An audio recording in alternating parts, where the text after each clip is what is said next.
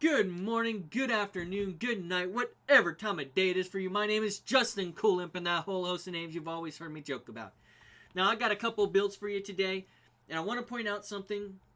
I saw it in someone else's channel on one of their videos. No one's done a railgun build.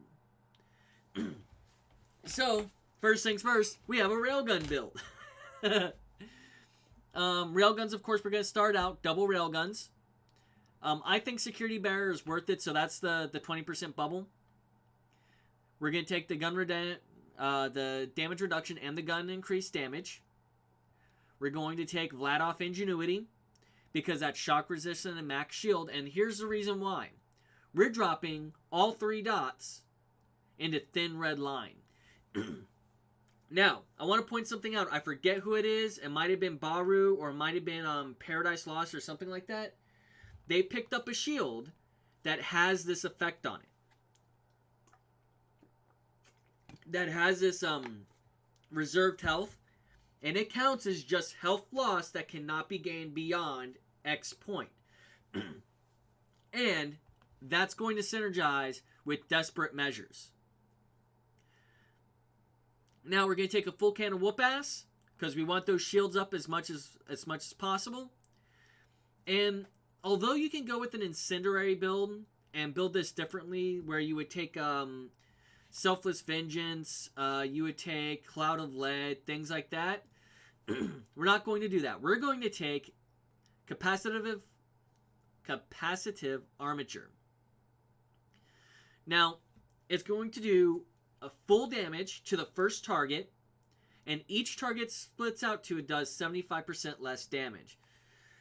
I apologize.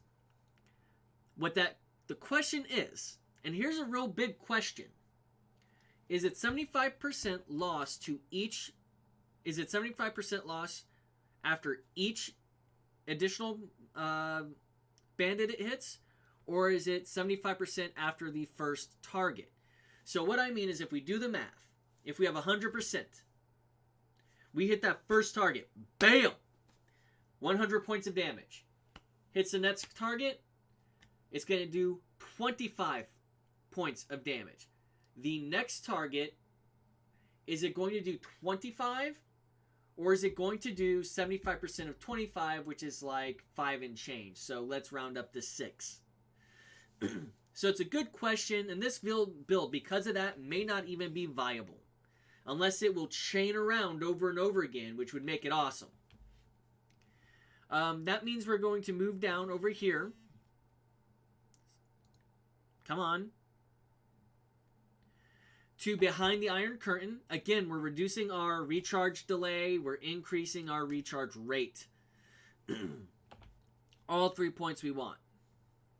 And again, we get back to Desperate Measures. Now, I've heard a few people concerned about just getting nuked away. Chunking, as other people call it. Where you get hit and all of your health is gone.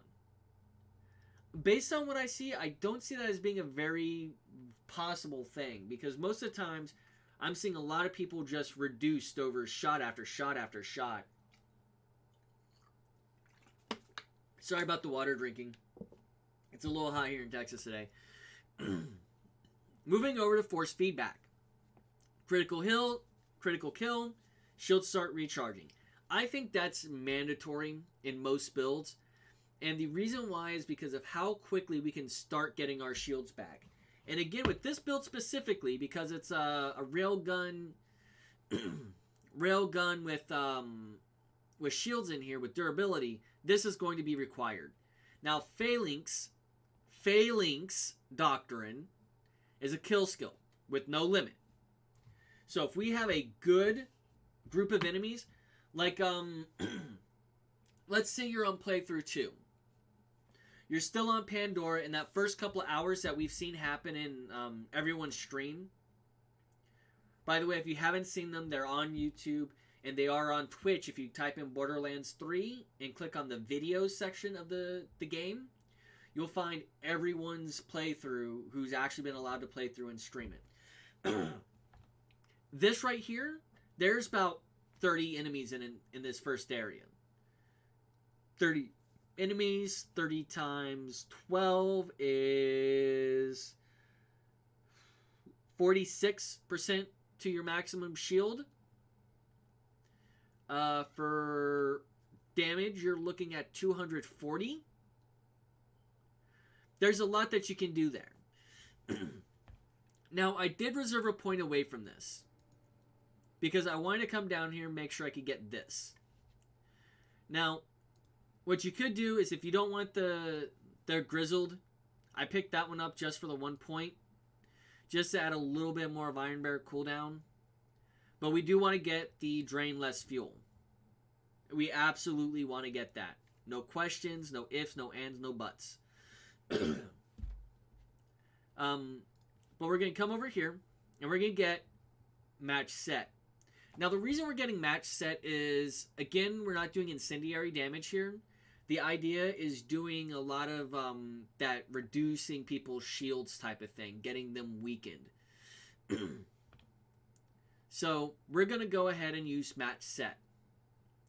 We're going to take Scrappy because we need to fill out the points, and yeah, this is the best one. However, there are things to be said about this. Your handling affects how well you shoot the gun. Not so much the accuracy, but the pull up on the weapon. So, the more handling you have, the better you control the weapon after it's been fired. The recoil seems to be reduced. And switching modes, which normally takes like that, back up, reducing that by half is more like, so you're back up and firing quickly. Now, in almost every single build you'll see me do of Moze, you'll always see me trying to pick this up. This is fire rate and crit rate. We don't always need the crit, but we always want that 15% fire rate. Now, Russian offense, I'm going to lean back a little bit,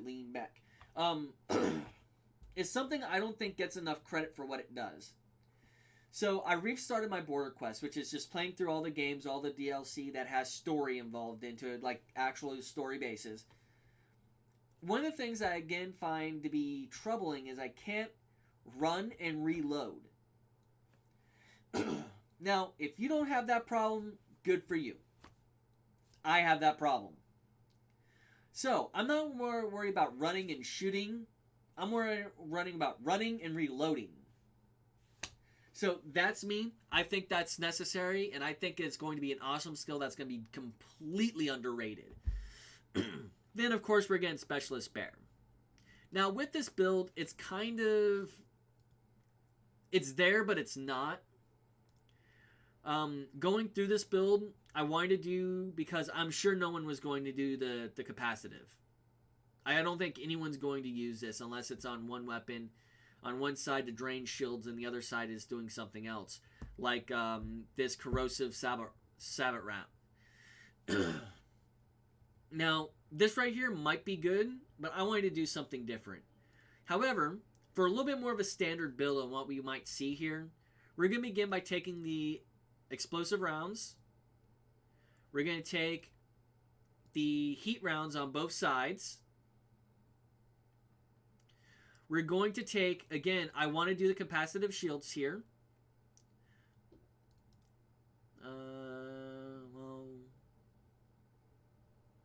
All shields are active, okay. Now, I think the security bearer and the armored infantry is very worth getting, because I want to keep the same basic build. All we're doing is we're switching it from the lightning attacks over to fire. We're going to take, of course, experimental munitions. Again, we're going to go ahead and pick up 3 dots in Desperate Measures, 3 dots in Behind the Iron Curtain. We're going to take 1 point in Force Feedback. Well, yeah, we still want that. 5 points into Failing's Doctrine, and we're going to take up the Tenacious Defense. Again, right now, at least in the beginning, we have to assume that our capstones are going to be our gods. These are going to be the skills that just put us right where we want to be. Cloud of Lead, of course, is going to be picked up here. We're going to pick up additional Stoke the Embers. And that starts putting us into another interesting spot. Now, you have 12 points left to spend. I'm going to say drop 5 into Fire in the Skagden, drop the 3 into Deadlines. However, we're not using, the build isn't based around explosives. So I would say come over here to Stainless Steel Bear. Pick up 3 points in Stainless Steel Bear and the 1 point into Auto Bear. Now, because we're not using the green tree, we're not going to be picking this up. But I have a fondness for Auto Bear already. 15 seconds of it blasting out its current weapons, I think is going to absolutely rock the world. Now, this build here is a little bit more viable. Because it's focusing in on that hardcore fire damage, I think it's going to work well. Now, in this case, we're not picking up match set because we're not going to be using basically all Malawan weapons. Or all Malawan gear, rather. Because take a look at that. It's any gear that has a matching manufacturer. So you'd have to have all Malawan weapons, all Malawan shield, a Malawan relic, Malawan everything for this to be effective and what I think would be worth it in this case. Now, since we don't know all the legendary weapons, we don't know if that's even possible yet. But we're going to assume it is. But right now, with what we have, what we know, I think this is going to be the best that we have. Now, technically build number 2, but kind of number 3, 2.5. I don't know. However we want to see it today. We're doing a Zane build. Zane's build is actually quite simple. This is Old Man Winter. Old Man Winter because he's old. It's a cold build. Yeah, bust my gut laughing. And this is another one where I don't have any variation for you. I'm just going with what I have built in. So we're going Shield and Clone. Immediately, we want to pick up the Action Skill Cooldown, Adrenaline. We're going to take Brain Freeze. We're going to come down to here, and we're going to pick up Confident Competence. And we're going to take 2 points in both of these. We're going to increase our damage resistance, increase our health regeneration. I think that that's a nice combination. You could actually even put one into each of these and kind of round out the character better. Especially if some of the perks for, like, let's say a class mod might increase this a lot. It would be a good way to get spread around. We're going to take the Confident Competence. That. Best Serve Cold, of course, because whenever we kill an enemy, Cryo Nova.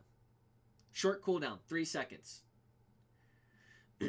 I think this one right here is going to be kind of an underrated one. I don't know yet. You gain resistance to non-elemental damage. After killing an enemy, all elemental damage is converted to non-elemental damage. I think that's going to work out really well, but we don't know yet. I think it will. It looks like it's good. We're going to do Barrier Dome, and we're going to do Retaliation. So all allies nail the barrier for a few seconds, increase gun damage. Duration 3 seconds. So what I could see you doing is getting the boost, jump out, get the boost, jump out, get the boost. I don't know if that's possible, but we're going to find out. Now, we're going to take Refreshment. Because we're doing all this cryo damage, we need a way to do it more. Calm, cool, and collected. With a cryo build, you have to have this on here. I don't care what anyone's going to say. This has to be done. And then we're going to take Shield. Now, I actually want to do an entire video on Barrier. Just this distributed denial as an ability. And here's the ultimate question that video is going to come down to. Let's say you have a B shield. So with a sham, we don't have to worry. Like, a sham is self-explanatory. Damage coming in is absorbed into ammunition. Cool. It's an absorb shield. But what about any amp shield? Does it go off of the barrier's shield rating? So let's say the barrier is at 1,000. And I'm using that as a hypothetical made-up number. It might only be 250. Let's see. It doesn't say how long. It just says how long the barrier lasts. It doesn't say if it actually has a a resistance number to it. So let's say the barrier is just there for 14 seconds. Doesn't take, even though it's taking damage, it's not really losing any of its shield value. Let's say you have a B shield on. And I'm using B shields because everyone knows what the hell a B shield is. It's a super amp shield, low refresh rate, -0 to your thing, always boom, boom, boom, boom, boom, amping that damage out. If Zane has an amp shield on, and he shoots through the amp shield, which gives you a 25% bonus, plus your amp damage off of the barrier here, because now your barrier is mirroring your amp shield, is that 2 times that same amp shield plus the 25%, or is the math done differently? But like I said, I want to do a whole video on that alone. Now, next thing we're going to move over to our clone drill. Our clone. Now, the reason we're taking clone is mostly for this, because this is a way to control how we're doing damage. Whenever you swap places with your clone, a Cryonova's burst doing 46% 46 damage. Cool. Awesome. Why does that work? Because you can run into a crowd, swap places. Cryonova goes out. After a few seconds, you walk back over to where you just left your clone, and you do it again. 46, 46, bam, bam. Cooldown for your switching pops over, bam, bam, you switch places again. It's a great way to actually get that done, and you can just burst out this Frost Nova, this Cryo Nova. You can just frost. What? Yeah, I know how white I am. I know I shouldn't have done that. I don't care. Now, the second part of this shield, I don't really see mattering. Now, that's a personal thing for me. If you want to go ahead and take the durability, you would want to take which one's real. If you want to try and get your clone to die quickly, you would take this. However, for now, I'm just using the shield restored. I think it's a better mod for the way we're building this out. Now, to get down in here, we're going to go ahead and take 5 points in borrowed time. And this is where it gets kind of built up because we don't have an easy way to get into all the way down here. So what we're going to do is we're going to put 4 points into Donnybrook, which is a gun damage and health regeneration. Digiclone, Fractal Frags. We want that because, you know what, extra grenades are cool. And just to go ahead and add some extra damage on here, we're going to go ahead and pick up 5 points on Duct Tape Mod. I think it'll work out, especially if you have something like a small sniper rifle or a really, really fast-firing SMG. You could actually pump out that damage a little bit more with the grenades. Swapping places restores shield. Works with this very well. And then we're going to take the old U. I think this one is one of the more required ones for a build like this because it can save your ass, to be honest. And finally, the last skill we have here is Cold Bore, which after switching weapons, the next shot has bonus cryo to it. Now, something very interesting to think about that is imagine how much damage you can put out. That's a lot of damage you can put out with that with the switching, moving over.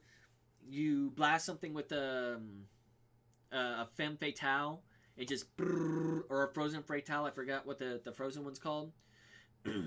You can do a lot of damage here, and I think it's something that'll work out.